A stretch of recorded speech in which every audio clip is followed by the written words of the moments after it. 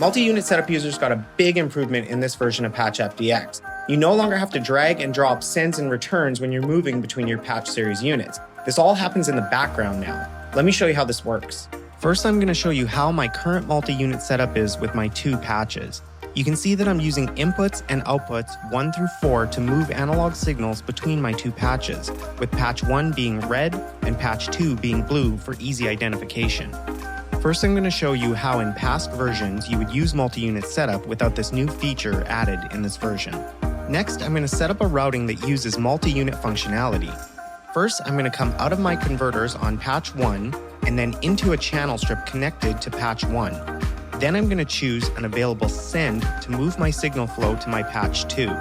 You can now see it pre-populated a receive after placing that send into the signal path, and the colored border has changed to blue, which indicates I'm now routing hardware that's connected to patch 2.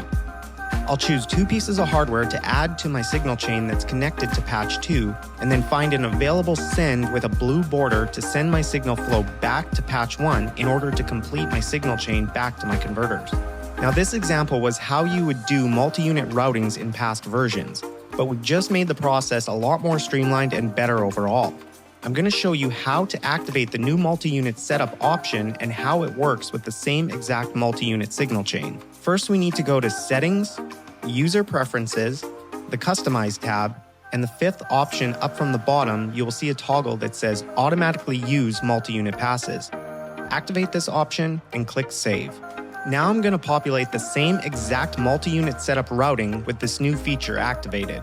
You'll notice when I get to the step of adding a send to move to patch 2 from patch 1, I don't have to do that anymore.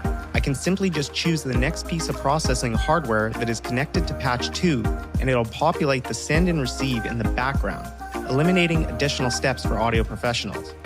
You'll also notice that even though we did not select a send from the list, it automatically created this send in the background and grayed out one send as it's now in use in this specific signal chain.